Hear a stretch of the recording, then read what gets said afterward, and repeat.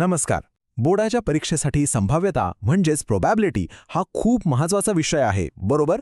आणि म्हणूनच आज आपण तो एकदम सोपा करून टाकणार आहोत. तर आज आपण काय काय पाहणार आहोत त्यावर एक नजर टाकूया.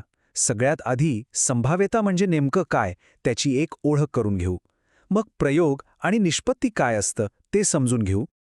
त्यानंतर नमुना अवकाश आणि घटना या दोन खूप महत्त्वाच्या गोष्टी शिकू. आणि हो, सगळ्यात शेवटी परीक्षेच्या दृष्टीने काय लक्षात ठेवायचंय तेही बघूया. चला तर मग सुरुवात करूया. संभाव्यता समजून घेण्यासाठी आपण एक अगदी सोपं आपल्या रोजच्या आयुष्यातलं उदाहरण घेऊया. समजा तुम्ही एका वर्गात आहात. तुमच्या सरांनी एका बॉक्समध्ये वेगवेगळ्या वनस्पतींची नावं लिहिलेल्या चिठ्ठ्या टाकल्या आहेत.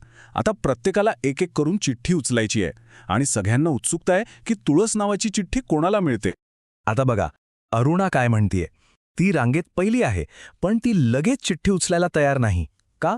कारण तिला वाटतंय की एवढ्या सगळ्या चिठ्ठ्यांमधून तिला हवी तीच चिठ्ठी मिळण्याची शक्यता खूप कमी आहे. पाहिलं, आपण नकळतपणे सुद्धा प्रॉबिबिलिटीचा विचार करत असतो. आणि आता झरीनाकडे बघा, ती रांगेत सगळ्यात शेवटी आहे. तिचा विचार पण तसाच आहे.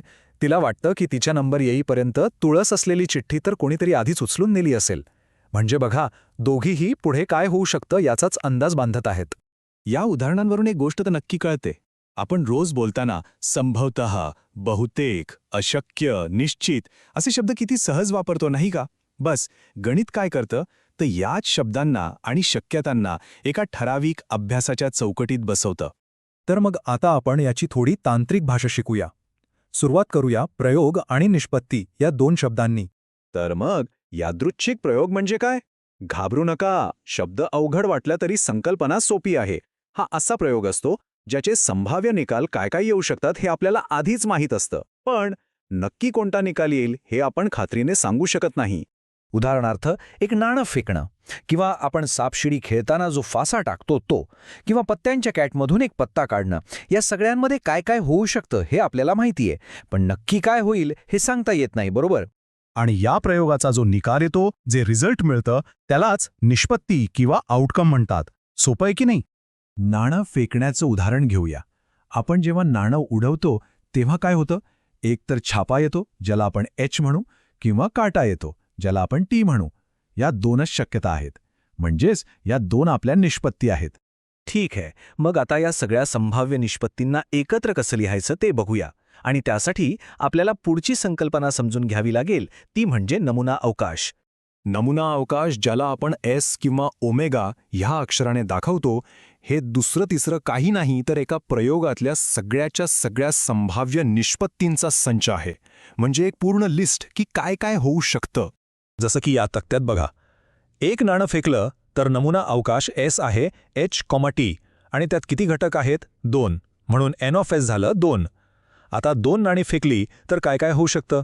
दोन्ही छापा, पहिला छापा दुसरा काटा, पहिला काटा दुसरा छापा, किंवा दोन्ही काटा. म्हणजे S = HH, HT, TH, TT, आणि N(S) झालं 4. तसंच एक फासा टाकला तर 6 शक्यता, म्हणून N(S) = 6. आणि एक गोष्ट लक्षात ठेवा जी परीक्षेसाठी महत्त्वाची आहे. जेव्हा 2 फासे एकत्र टाकले जातात तेव्हा एकूण शक्यता 36 असतात. म्हणजे N(S) = 36. हे खूप महत्त्वाचं आहे. ओके, तर आता आपल्याला सगळ्या शक्यतांचा एक नकाशा मिळालाय, तो म्हणजे आपला नमुना अवकाश. आता आपण त्या नकाशावरच्या एका ठराविक भागाबद्दल बोलणार आहोत, ज्याला म्हणतात घटना. तर घटना म्हणजे काय? सोपं आहे. जेव्हा आपण एखादी अट किंवा कंडिशन ठेवतो तेव्हा ती अट पूर्ण करणाऱ्या निष्पत्तींचा जो संच असतो त्याला घटना म्हणतात. दुसऱ्या शब्दांत सांगायचं तर घटना हा नेहमी नमुना अवकाशाचाच एक छोटासा भाग असतो, त्या मोठ्या लिस्टमधला आपल्याला हवा असलेला तुकडा. हे उदाहरण बघितलं की लगेच कळेल. प्रयोग आहे 2 नाणी फेकली. आपला नमुना अवकाश तर आपल्याला माहीतच आहे, S = HH, HT, TH, TT. आता बघा, पहिली पायरी. अट काय आहे? समजा घटना A साठी अट आहे की कमीत कमी एक छापा मिळायलाच हवा. दुसरी पायरी. मग आपल्या S मधल्या कोणत्या निष्पत्ती ही अट पूर्ण करतात? HH, HT आणि TH. ह्या तिन्हीमध्ये कमीत कमी एक H आहे. आणि तिसरी पायरी. ह्या सगळ्यांना एकत्र लिहा. तर A = HH, HT, TH. म्हणून N(A) म्हणजे घटना A मधले घटक झाले 3. एकदम सोपं. चला, आता आपण शेवटच्या टप्प्यात आलो आहोत. परीक्षेसाठी काय काय लक्षात ठेवायचंय ते पटकन बघून घेऊया. हे मुद्दे अगदी पक्के लक्षात ठेवा. 1. यादृच्छिक प्रयोग म्हणजे अशी कृती जिचे सगळे संभाव्य निकाल माहीत आहेत पण नक्की काय होईल हे सांगता येत नाही. 2. निष्पत्ती म्हणजे त्या प्रयोगाचा एक निकाल. 3. नमुना अवकाश एस म्हणजे सगळ्याच्या सगळ्या निष्पत्तींची लिस्ट. आणि 4. घटना ए बी सी म्हणजे एका विशिष्ट अटीनुसार निवडलेला नमुना अवकाशाचा एक भाग. आणि हो, हे लिहिण्याची पद्धत खूप महत्वाची आहे. नमुना अवकाशातील एकूण घटकांना आपण एन ऑफ एस म्हणतो आणि घटनेतील घटकांना आपण एन ऑफ ए म्हणतो. हे विसरायचं नाही. चला तर एक शेवटचा प्रश्न. 2 मुलं आहेत B1 आणि B2 आणि 2 मुली आहेत G1 आणि G2. या चौघांमधून दोघांची एक समिती बनवायची आहे. तर या प्रयोगासाठी नमुना अवकाश एस काय असेल? एक छोटीशी हिंट देतो. B1 आणि G1 ची समिती आणि G1 आणि B1 ची समिती ही एकच आहे, वेगळी नाही.